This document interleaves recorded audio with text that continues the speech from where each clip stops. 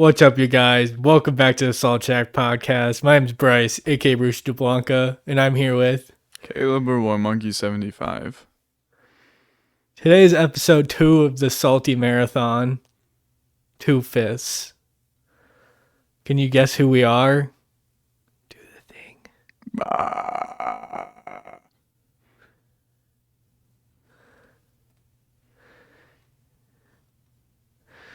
Yeah. Now do your thing.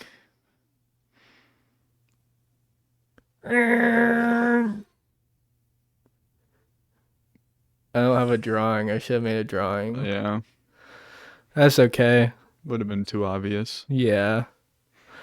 We're going to play the game, like I said off camera, of how long can I keep this on without taking it off, because this is kind of terrible.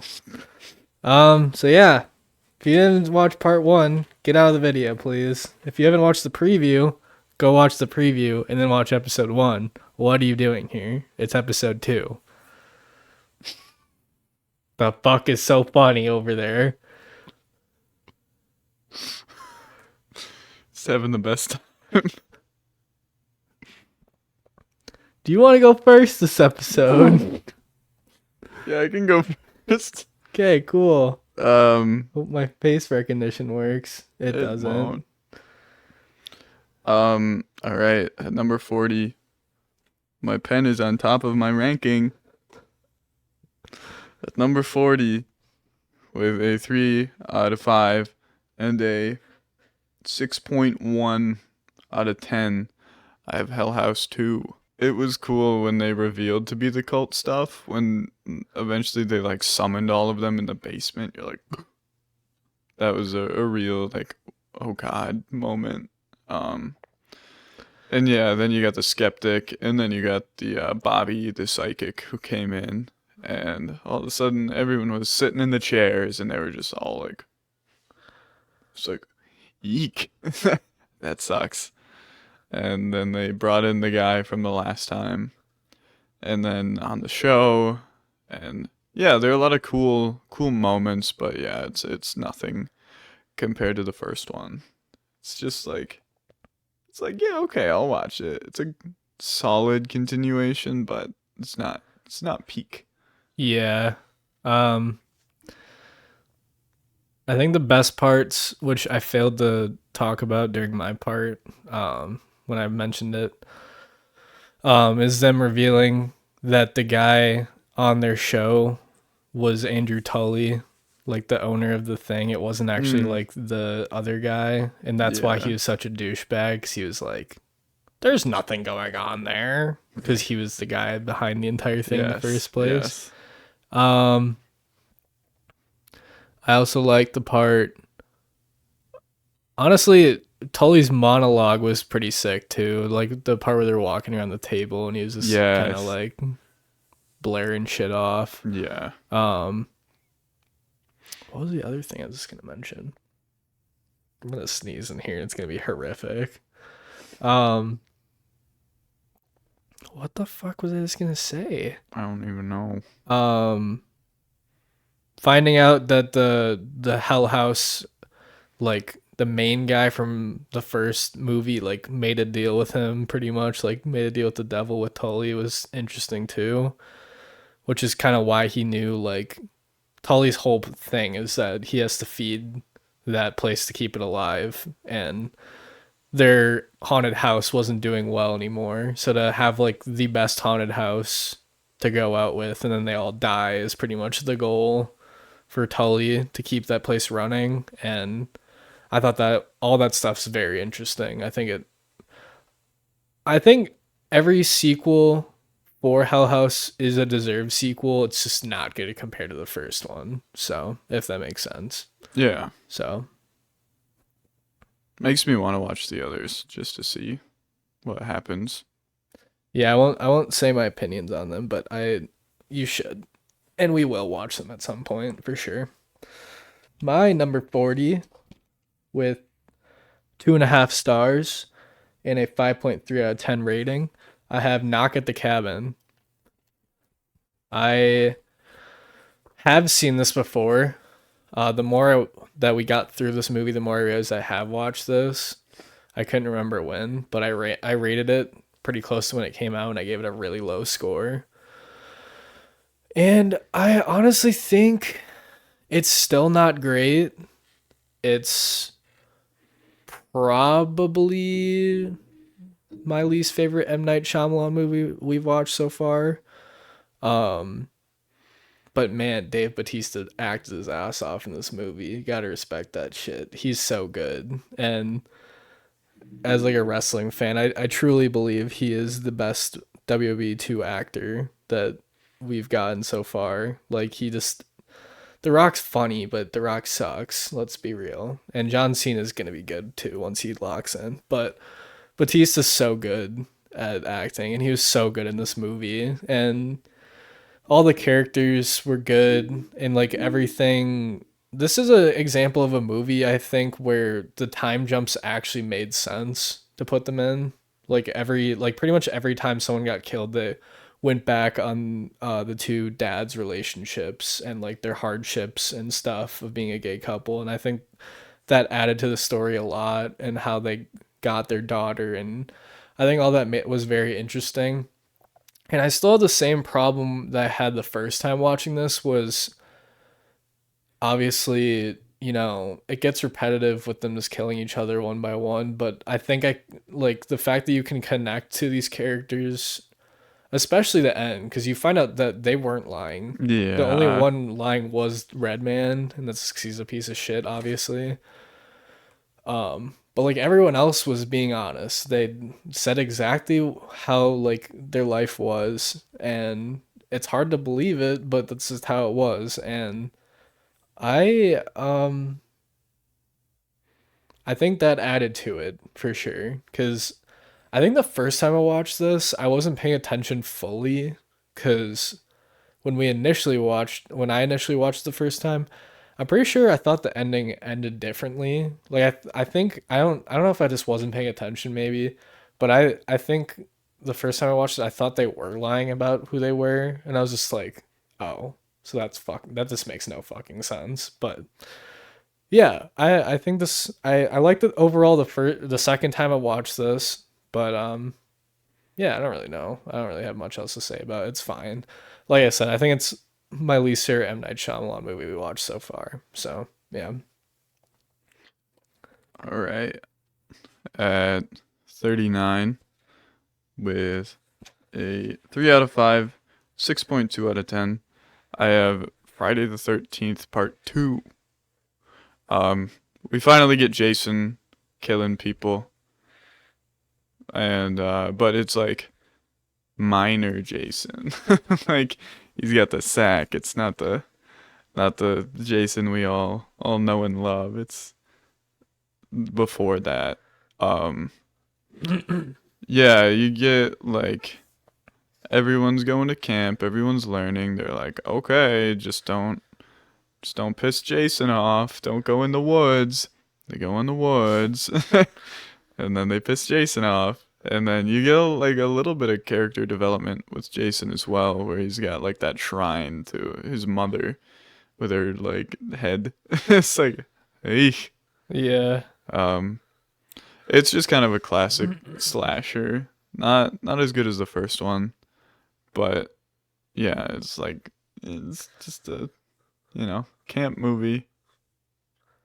Not not camp in the sense, but camp in the setting. We all know what it means, and yeah, like the characters weren't annoying. They were pretty typical for camp counselors. Yeah, I don't know. It's enjoyable. It's not a masterpiece, but it's not bad. It's just like, yeah, okay, this is a slasher. So it delivers on what you think.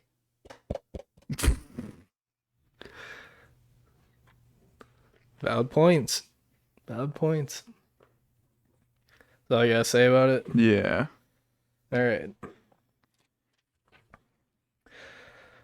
Uh, my number 39 with a 2.5 stars and a 5.4 out of 10. I have stop motion. I think in a world of horror that it's so hard to be original nowadays. Stop motion's really interesting. Like it actually like does something to change how it is. Um, a lot of stop motion aspect, which is what you would expect from the goddamn title. But I thought that was really cool, honestly. I think the slow overall, like the slow burn crash out was good. Um, I don't know if you mentioned this, but finding out that that girl, like the little girl, isn't real is weird. Oh, I did not mention that, but yeah. Like the fact that she's like, because I think the whole point is like this girl's been working with her mom her whole life pretty much, and like she cannot come up with an original Yeah, she concept. has no imagination because she's like been told what to do the entire time. So like to come up with the original imagination, she had to picture a little girl to like push her towards an original concept, Yeah. and that actually like made her go crazy. Yeah. Her boyfriend was kind of a piece of shit. um, her mom sucked real bad. Yeah. I'm sure she was a fine woman at some point, but towards the end she was tweaking out like crazy. Um, and it's one of those things where like even though she was the one crashing out, I was still rooting for her at the end. Like even though like she was doing bad things and like the boyfriend and the boyfriend's sister had a reason to intervene with what was happening, I was still like, you know what, fuck them, because they were kind of assholes anyways.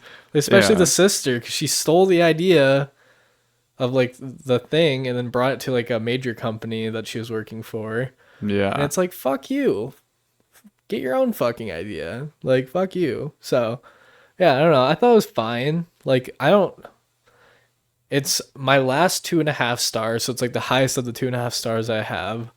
And I think for me, it's like the best spot I could have put it for how like original it was. It wasn't groundbreaking, but it was interesting. So yeah, and I give that a lot of credit for nowadays. Yeah, Yeah, I feel like maybe I'll like it more on a rewatch, but I agree. I just think I don't know. The ending was kind of weird too. I don't know. yeah. Ah.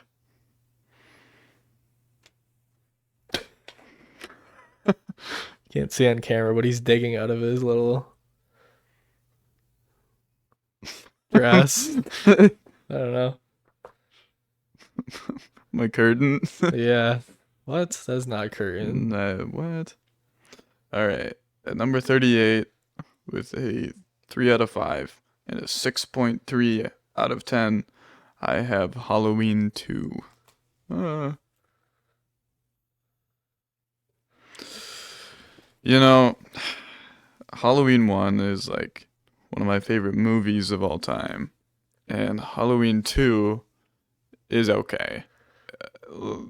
It's it's literally like 2 hours of one night and he just chases Lori the entire time. And it's like a literal like continuation of the Yes. same night from Halloween 1. Yeah. Like or like the same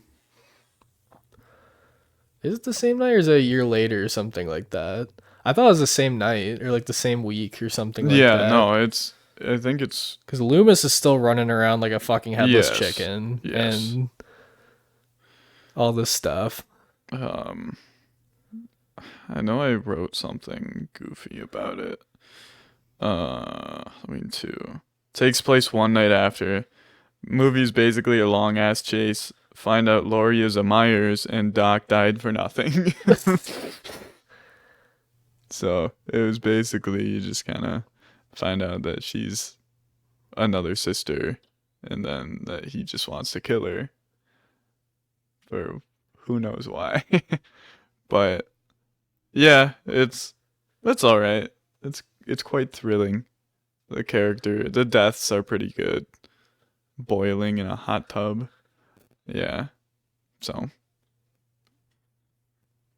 Fair enough. ah, Gonna ignore that. Okay. Number 38, my first 3-star movie with a 5.5 out of 10. I have Until Dawn. All right. Tell me about it. So initially, when we first pulled this movie, I was so unexcited to watch this because I had heard that this was a complete shank of what the franchise actually is. Pretty much, Until Dawn is a video game that is a butterfly effect game, and you play with these very specific friend group, but it's like in a snowy cabin mountain type thing. And at the beginning of the game, these two sisters die, and you can't change that no matter what butterfly effect you choose. You can't change that. And then pretty much the brother brings back the friend group the next year to celebrate like the sisters like lives and whatnot. But then the guy that ends up being the bad guy in this movie is actually the actor in that game and helps the brother like fuck with them for like a whole trip. Huh. So like it was cool seeing, let me actually get his name because I don't want to be a casual and just call him that guy from the movie. The doctor? Yeah. Okay. Dr. Alan Hill, Peter Stormare is actually Dr. Hill in the video game. Like Ah. he actually acts as them. But pretty much in the video game, like I don't know, I think you either just have to watch someone like PewDiePie's playthrough is really fun to watch. So at some point you should just watch it or play it. It's a really fun game. I think the thing is they really made it more broad. Like that game's really fleshed out where you can kind of choose what like how things go. Like there's a way where you can save everyone or everyone can die based on how you play it pretty much. And I get how there's aspects of that in this cuz they have to continue trying to get everyone to survive throughout the movie. It's just not the same. And I kind of respect them for not doing the same thing because then it'd pretty much just be like the video game but on a movie. If you play the video game right, it pretty much plays out like a long movie anyways, so it'd be kind of boring to just replay it. But they also shouldn't have named it Until Dawn because it's not the Yeah. same thing. I was gonna So say, do you think if they named it like its own original thing and then they just said was inspired by yeah, Until it Dawn, would then like an Until Dawn story. It would be yeah. perfect. Like Okay. people would have like respected it more and like it's kind of like Halloween 3 in a way cuz Halloween 3 has nothing to do with Michael Myers. Yeah.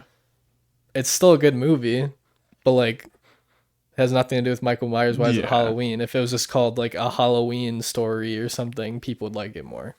Yeah, if it was just like Season of the Witch or something. Yeah, but anyways, I thought this movie was a lot more fun than people give it credit for. I think there's a lot of fun twists and turns in this. Like you're saying, there's a point where it gets a little repetitive when you find out like they're just gonna redo it overnight. But I appreciate the fact that every night they kind of did die a different way. There was something different every time.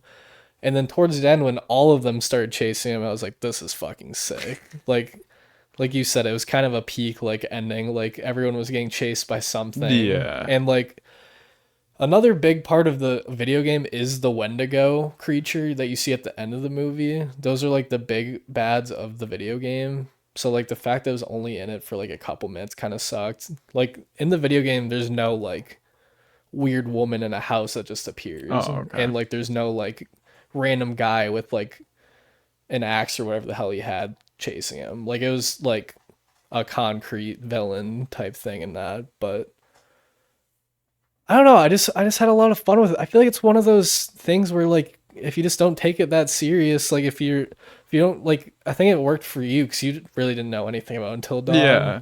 Yeah. But like if you knew the game, you'd be like, well, what the fuck? Why is it called Until Dawn? So I don't know. I thought it was a good time. It's not like it's one of those things where it feels like a straight to Netflix horror movie that kind of has some bad acting at points, but I thought it was interesting for the most part. I thought it was a good time compared to some of the movies on this list. So yeah. I'm gonna take this off now. My belly's itchy. What? It was a thing that you can hang on your wall for Halloween the whole time? What? Oh my goodness, gravy. That was sitting in my closet, so it smells like closet. Oh no. Okay. Phew. Ah, a Everything's so ghoul. dark. Well, All before you right. start that, let me take this off because I gotta write down your stuff too. I'll keep the tie on. Oh, there's hooks in this one too. I think it hooked me. It sure did. Uh,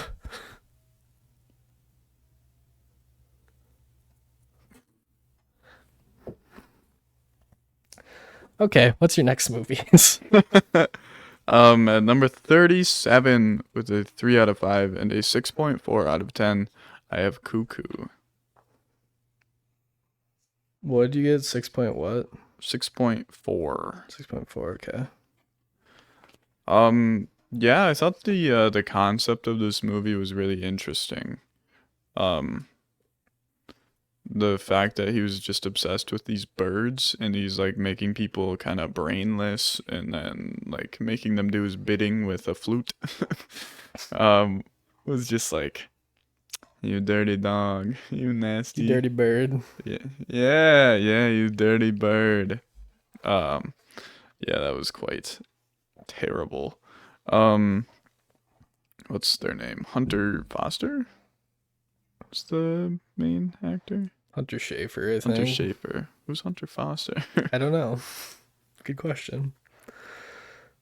Anyways, Hunter Schafer did a great job. It's the first movie I've seen her in. Um, overall, just kind of liked the sequence of trying to get the sister out, and also realizing that the sister was like actually supposed to be next. Mm-hmm. Like she's like, no, it's not. It can't be true. Like why her? And then finding out that she actually shows the signs and the screaming and everything, you're like, no, like Yeah. then like the rocky relationship with the dad and the dad being a terrible person and yeah, I don't know. I liked it a lot. It was good. That's all I really have to say about it. Fair enough. With my 37 with a 3 stars, 5.6 out of 10 is Cuckoo. Um, yeah, you really hit most of the points I was gonna bring up. Um, it, I think its biggest flaw is there's just so much happening in this movie. That's true. That you just can't really like go into detail about without like diminishing the main point of the movie. Like I really like the part where Hunter and that like a detective was like were like spying on people and like Yes, I didn't even bring that up. um trying to figure out what the hell is going on pretty much. Um the weird chick that screams was scary but also kind of annoying after a while cuz like she Yeah. just kept coming back. And I guess I get that's the point. And I get that she can't really help that cuz she's under mind control and stuff, but it's like god damn it, dude. It's the Um band of the time. yeah. Um yeah. The standoff at the end I think lasted a little too long for my liking. It was just like, don't shoot, don't shoot. We can't shoot the little girl, but I'm gonna keep pointing the gun at you, and then I'm just gonna miss incredibly bad when they're not around anymore. And Yeah. Some terrible um, shooting. I like the vibe of the first half of the movie where like she was working at like the hotel and it was like kind of abandoned, damn near. Like one family would stay there at night, pretty much, and overall, I think if I watch it again, I would give it a higher rating. I just think it's like a good spot for it. Well, we both think it's 37, which is interesting, but yeah, I don't know. I just think the thing that kind of threw me off is there's just so much world building that they kind of had to do, and I respect what they did with it, but it also like left a lot of like, why did he start doing this, and like how many families did they affect, or maybe they said that stuff when in the movie and I just wasn't paying attention. But yeah, no, I don't know. I like Hunter Schafer. I think she's a really good actor. I don't mind Nintendo picking someone else, but she would have been a really good Zelda. I stand on that. But I Yeah. get that you kind of have to create new like younger stars in the film industry at some point, but she is like the perfect Zelda build, honestly. It's Yeah. crazy. So, yep, cuckoo.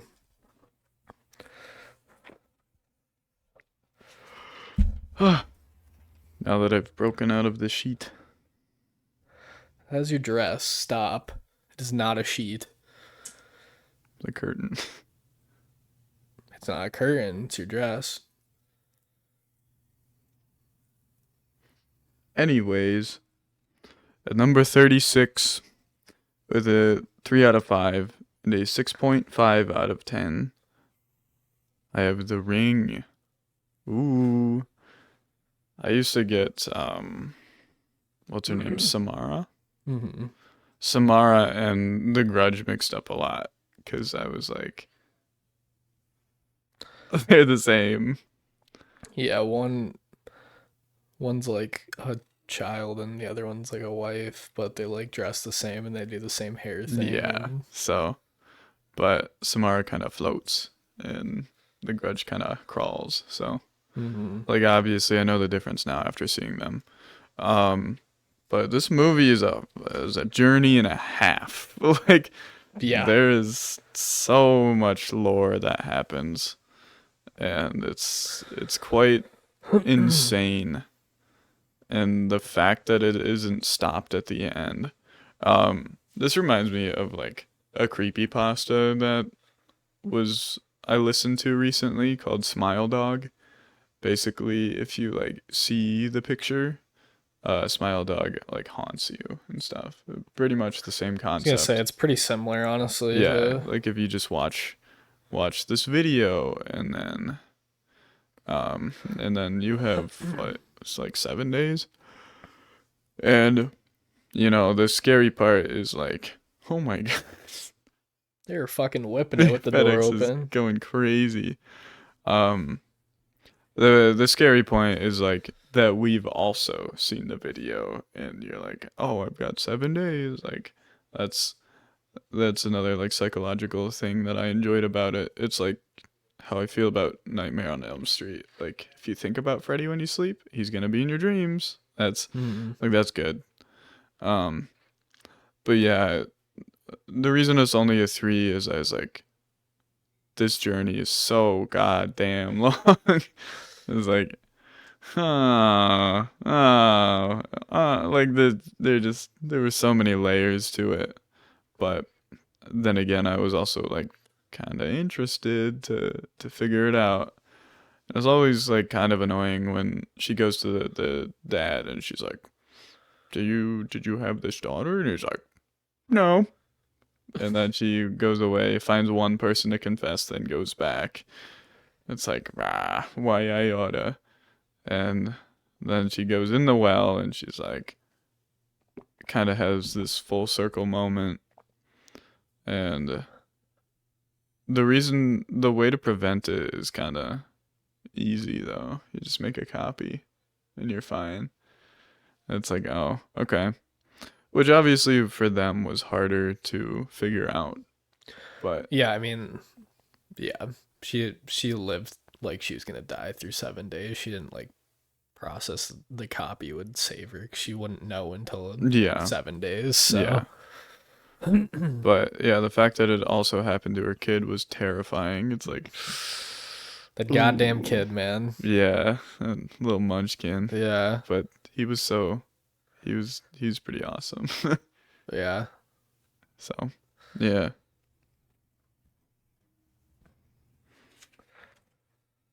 Uh, my number 36 with the 3 stars and a 5.7 out of 10. I have the Wolfman.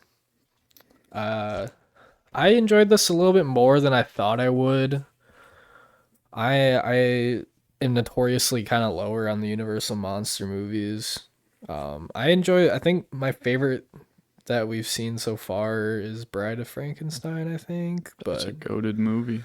um, obviously, kind of like low key have to rewatch all of them at that point if I want to like really think about it that way. But one sec. Um, I think Larry was a fun main character to follow around. I think he did really good at acting too. He was really interesting. Um, and just like the whole like aura around like he is like the wolf and like it's like pretty similar in a way, and I'm sure it's on purpose to like an American Werewolf in London where like he knew he was the werewolf but like couldn't do anything about it when it happened kind of thing. Um the voodoo girl was kind of interesting too. I enjoyed her for the most part. Rest in peace, Bella. Yeah, Bella was good too. Obviously, he's in He's like all those movies. Yeah, he was the OG werewolf, and then he passed it on. Yeah. Um I don't really have much to say about this movie. It was short and it was good overall. I had a good time watching it. Yeah, pretty solid. All right. At number 35, with a 3.5 out of 5 and a 6.6 out of 10, I have Oddity. As you started talking about it, I was like, I don't really remember how this movie ended. Uh, I do remember that, like, the wooden puppet was just like, we were sitting there the entire time, like, when's it gonna do something? And there were so many, like, anticipatory moments where it didn't do something to the point where it was just like, oh God, when, like, seriously, this thing has to move at some point, Yeah. right? And it was like, oh, don't go to the bathroom, it's gonna break the door down, and then it didn't. You're like, oh, okay. Um, yeah, and then the twist was like it was good, and you're just like, "Arr, I hate them. Why?" And it, I was like really high on this movie, based off the first 10 minutes That's what I'm because saying. like that's kind of an impossible situation, right? Yeah. He's like, I saw someone go in there, like you better let me in to help you, or you better come out here so you can not be around them. But then again, this guy hasn't presented himself. Like, there's no way that he can show up to that door and not be scary. Yeah. Um, Also coming from like a mental hospital, so Mhm. like you see all those clothes and you're like trying to put it together, but also you're just trapped with whatever, and it's Mhm. like, damn. I remember, and they really like let that scene drag on in a good way. I don't know a good word for happy dragging, but um, I just, and obviously he appears at the tent and gets her, and we find out the whole thing. Mhm. But yeah, it's just one of those situations where it's incredibly eerie because, you know, you just don't really know, and that's the thing. Mhm. So that was a great scene that I could not get over. I like that a lot. And then yeah, I was really into the blind sister being able to have those special visions. And I was like, ooh, always kind of a fan of those types of characters. It's like, yeah, you're bringing something cool to the table, and Mhm. always interested to hear what they say. So yeah, Yeah, like I said, I was really interested in this movie until the twist was like, yeah, I already went on enough of an oddity rant. I'm I think I'm chilling now. I think I can move on. um my 35th ranked movie with a 3 stars, 5.8 out of 10. I have Oni Baba. This is This was one of the movies I was kind of like looking forward to watching this year, just because I think we've like rolled it many like the past 2 years, but never was able to watch it because it was never on anything. Yeah. So when I saw it was on Max, I was like, "Let's go, let's watch it." And it's funny because, like I said, I follow a decent amount of people on Letterbox, and it's just like everyone's want to watch list, but nobody's ever watched it. Like that I know of at least. I think we're the only two that have like officially watched it. But Nice. um I think the story's good. I think it's a very like straightforward like Japan's in a war or was in a war and they're like the son died and now the wife is living with the mom and then this other guy came back from war and the wife like feels guilty, like needs to stay with the mom, but obviously wants to have a life of her own. Then the mom makes her feel guilty as hell about it and puts on this whole Onibaba like demon mask thing and like scares her back home pretty much. And her the mom's like sadness and jealousy of losing the wife and the son like made her like have the mask like pretty much get stuck on her. Like that was like the whole shtick of the movie. And I enjoyed that. It's not like it's not like I didn't enjoy it. It's just kind of where it landed on my ranking. Like I enjoyed it a lot for what it is. Like 3 is still really solid for me and I definitely recommend people watch it still. So, cuz I feel like it's one of those like classes you'd watch in like a film class. Like it's just like got so many textbook like good parts in it that make a lot of sense. Mm-hmm. So, yeah.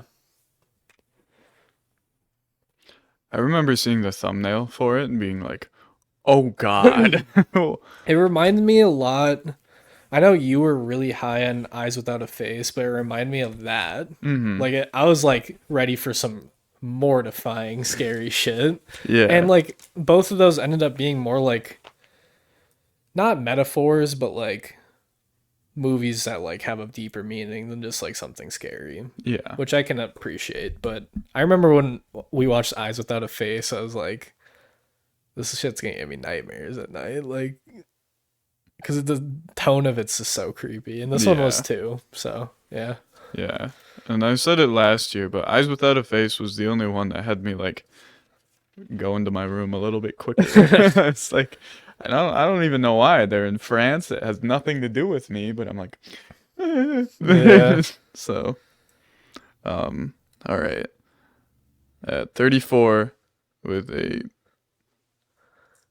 goddamn 6 point that out of 10. 6.7 out of 10. You I like can't that see you were my jacking off. other Now you're jacking two dudes off. All right. Yeah. All right. 6.7 out of 10. Okay, dude. Oh no, I did it again. I have Ganjiam Asylum. I think that is how you pronounce it. Ganjiam? Ganjiam Haunted Asylum. I'm stuck. Okay. Yeah, the premise of this movie is pretty good. Where you take all these people and you go vlog this asylum where all these creepy things happen. And creepy things happen. But for a while, creepy things don't happen. And then eventually you find out that the ghosts have been manipulating everything since the start. Um, well, maybe not getting him, like, the guy in charge of it all there. I don't remember if they told him to come there or not. I don't think so.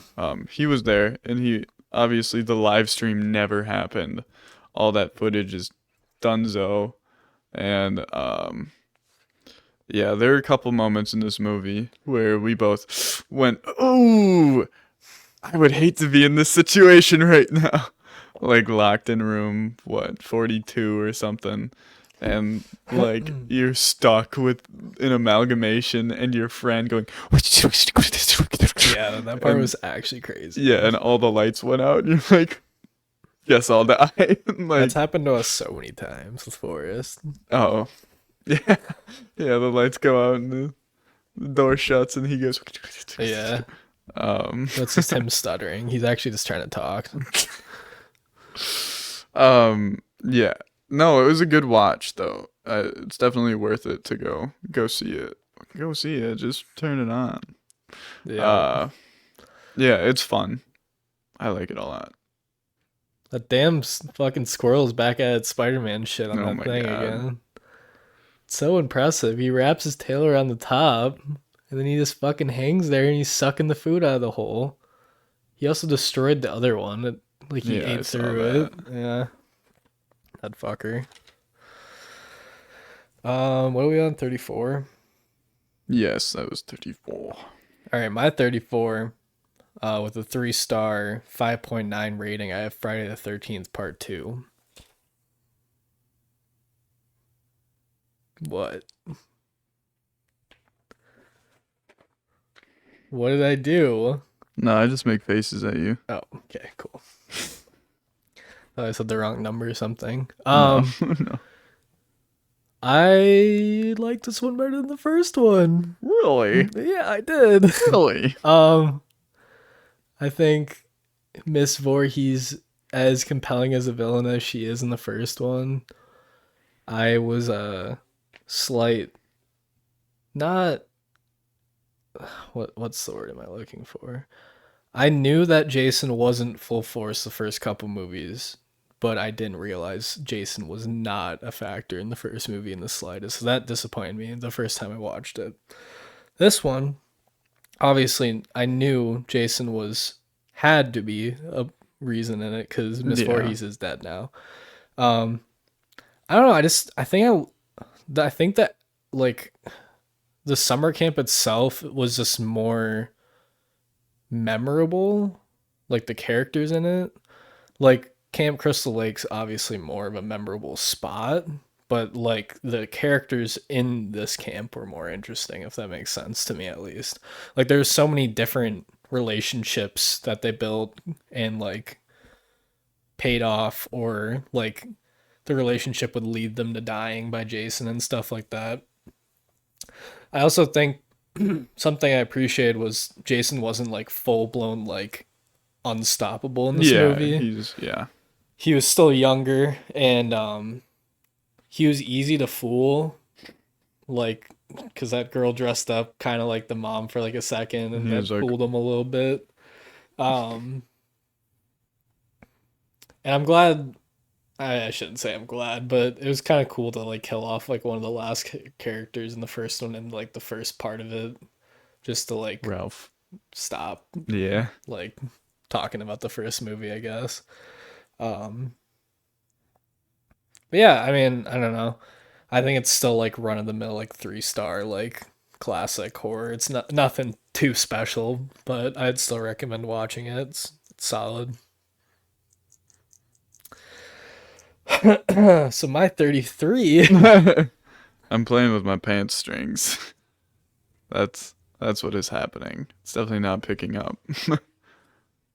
Oh, let's see. Oh, it is. It is? Yeah.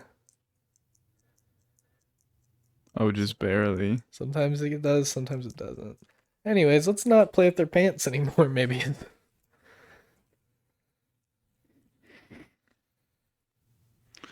Let's see. Okay.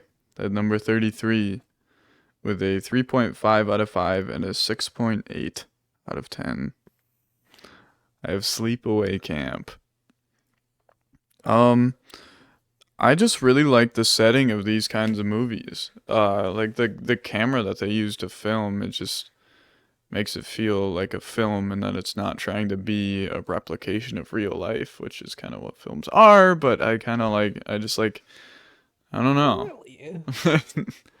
I like the cameras that they use, but the story's really good. This movie had me thinking about it for like at least a week after. I was like, "Whoa." And then I looked up a bunch of stuff about it, and like the ending twist is crazy. and then you realize everything else starts to make sense. And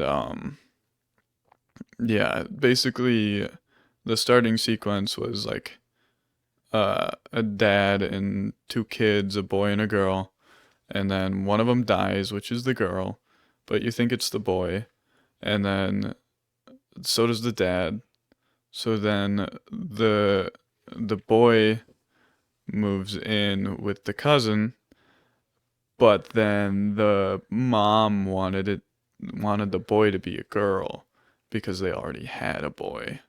So then he grew up thinking that he was a girl, but not totally comfortable with it.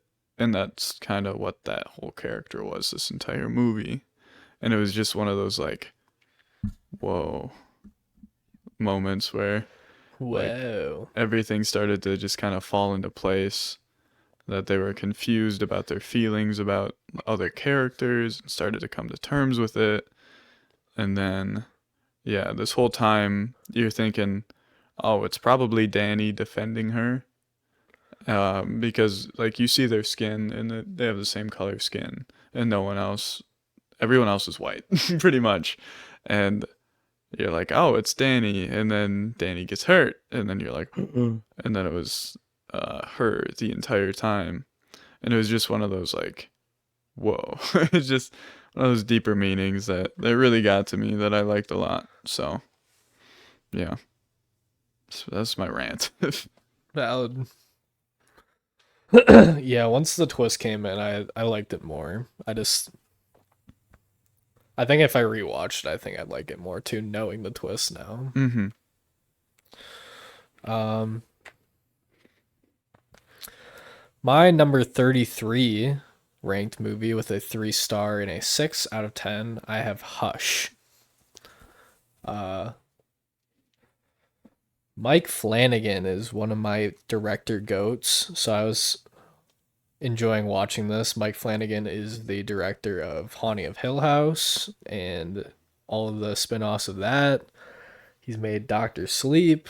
He made a couple other things. But I really like his style, and I thought this was pretty solid. It's one of my like, obviously you can't really touch like something like Haunted of Hill House in a movie because Haunted of Hill House is like 5 hours long, and that's just a lot of time to flesh out characters and make you really care about them. Yeah. But like this one's a really simple watch. It doesn't take much to understand what's happening. The only thing that really he leaves up to your interpretation is like where this guy came from, pretty much like why this guy kind of chose her in the first place, because you don't really find that out officially, I guess. Um, and like obviously like the whole like her being deaf part like adds to it. It's an interesting concept. This guy's trying to break into this deaf girl's house, and deaf girl doesn't really know what's happening for the most part. And yeah, I mean, I gave it a flat 6, like flat 3 out of 10. I think it's really solid. I'd recommend it. I don't really have much else to say about it. I think there was some parts where I was like, okay, let's get going here. Like, let's just get this guy killed. Like, Yeah.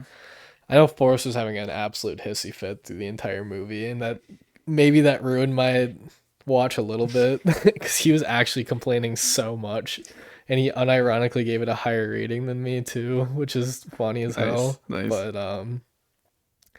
yeah, I don't know. I think it's really solid. So yeah, At 32, with a 3.5 and a 6.9 out of 10, I have Speak No Evil. Yeah. This is one of those movies where you're put in a very uncomfortable scenario, and then you leave, you're like almost home free, and then you forget the damn the plushie. fucking stuffed animal. Yes. Yeah, And then you're like, well, shoot, guess we gotta go back, and then you're stuck. Um, James did an amazing job. yeah. I love James McAvoy. He's so Yeah. good. Yeah, he was insane in this movie. Um, yeah, you can't help but to hate the decisions some of the characters make. Like classic horror trope, like don't make dumb decisions, but you do, and then they do, and you can't do anything about it, so you live with it. Mm-hmm. Um, that happens a lot, but yeah, at first you're like, oh, this is fun, this will be nice, and then yeah, they start getting weird. They start smooching at the restaurant. They start being weird with the kids, and then you find out the kid with no tongue. You're like, uh oh, Kid with no tongue. kid. Oh, Uh, uh, uh, yeah. uh. Yeah. No, it's all sorts of messed up and uh, like throughout the movie, and you're always just kind of rooting for the family. So Mm-hmm. the good family. Yeah, Yeah. not the other one. Yeah. So I like it a lot. Fair enough. My number 32 is also Speak No Evil. Ah. um, what did I give it though? My number 32 with the 3 stars and a 6.1 out of 10 is Speak No Evil. Uh, yeah, I mean, James McAvoy was probably the best part of this movie. He's a great actor, Yeah. and he played a really good part of this movie. Once you kind of figure out what's happening, like they've been doing this to multiple families, Oh yeah, it and was like that's pretty sick. Like that kind of hooked yes, me in more. I'm not gonna lie. and the first girl is his wife. Like Yeah, that's even worse. yeah. So he's been doing this and Oof. like kind of like low key breeding on these like families and kids, and that's why they're so rich and they don't have to work. And Yeah. um, Oof. I'm kind of interested. So this is an English remake of a movie that came out 2 years. Like there was a movie that came out 2 years ago, like before this, that was not in English, but it's also called Speak No Evil, and Huh. it's the same plot, just not English. Interesting. So maybe at some point watch that, see if that's any different, just because I'm curious. Because like that's such a weird like.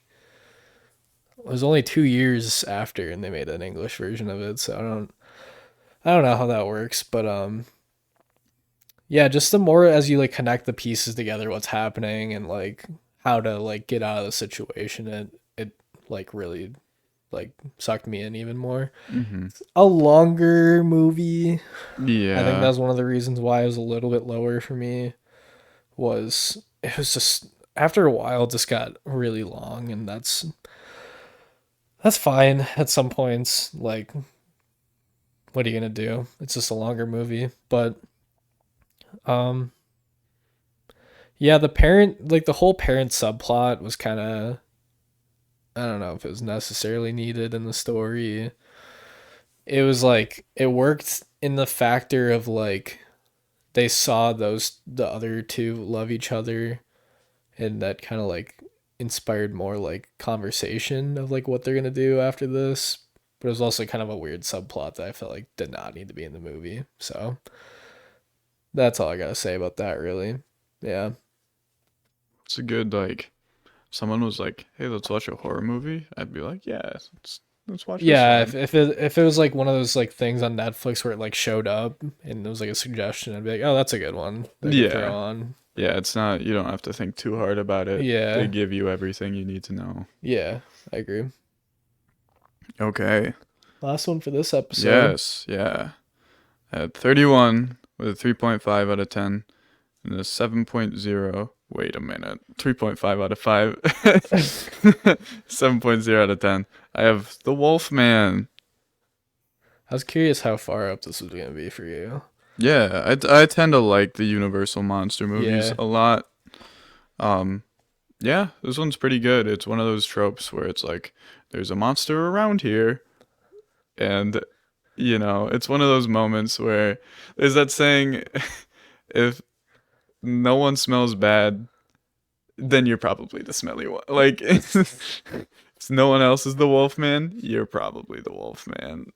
Um, and the reason it was so good is because his relationship with his father, and he was like this well-known like rich guy who's gonna inherit this business. So like, why would anyone ever suspect him? It could just be like some homeless guy that no one knows. That could be the Wolfman. It was like funny because unironically, like most of the people in the town knew it was him. Because it was like not that he was a wolf, but that he was a murderer. Because he was like the instant this guy came to town, everyone started Yeah. dying. Yeah, he came back and they're like, what the heck?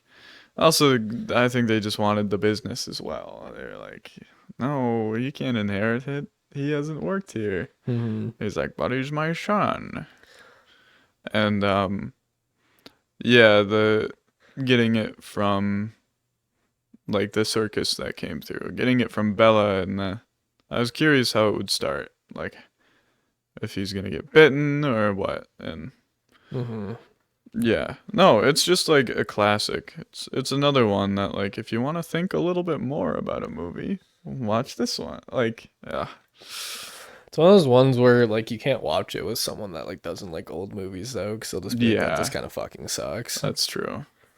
It's impressive for the '40s though, for Yeah, sure. it's very good for the 40s. So, it's one that I've wanted to watch for a long time. Fair enough. My number 31 and the last for this episode is a tie with number 30 for the next episode. So you have to find that out next time. Whoa. Um, my 31 with a 3 stars and a 6.2 out of 10. I have The Conjuring 3. The Devil Made Me Do It, or whatever the hell it said on the cover. Yeah. I just call it The Conjuring 3. But yeah, Devil Made Me Do It. Close enough.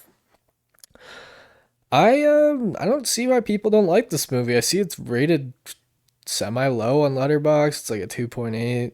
What? I get that it's like, you really can only do so much with Ed and Lorraine after a while. Yeah. Um I found the story to be interesting for the most part. I think the mystery of it was interesting. The voodoo type stuff of it was interesting, like how that the woman was like putting stuff into plants and stuff to like, or like under the house to like Yeah. get The the ritual totems. going.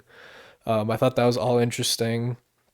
I think that like older man turning out to be the father of that girl was like a part that I probably could have predicted, but I was like, oh, that's interesting. Makes sense. Like, yeah, he's like the churchgoer, and like he was like, she got way too interested in this ritual stuff when she was a kid, and now she's like this, and I don't support it, but she lives in the same Damn house as me. it. Her dungeon is actually right there if you want to go Yeah. in there. Um, but like it's classic Ed and Lorraine stuff. Had to nerf Ed a little bit with like a heart attack at the beginning of the movie, and then he like just would not take his medicine. It was like, Jesus Christ, man, just take your meds. But overall, I think it's good. I think it's my least favorite of the three that I've Conjurings, just because I think the first and second one are like iconic, honestly. But like this one's good. I don't really see why people don't like it that much, honestly.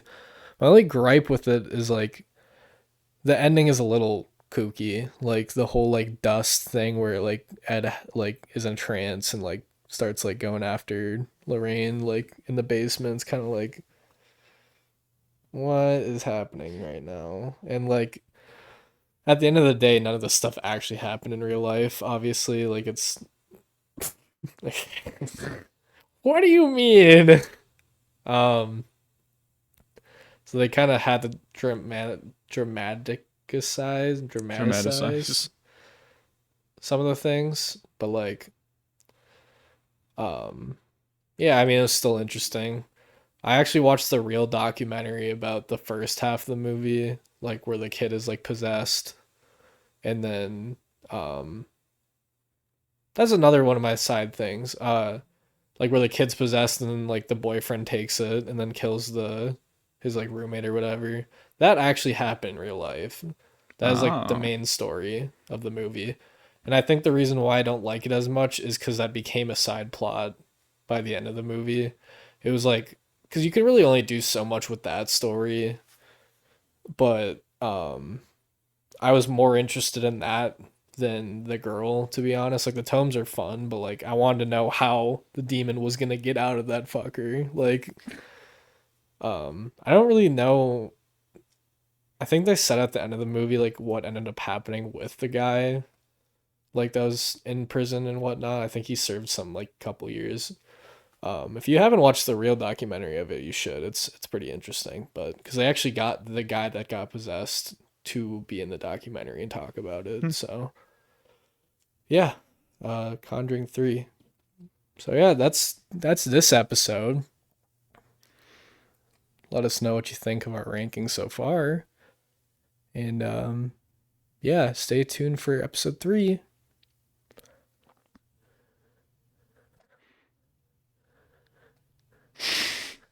See ya. See ya. Goodbye.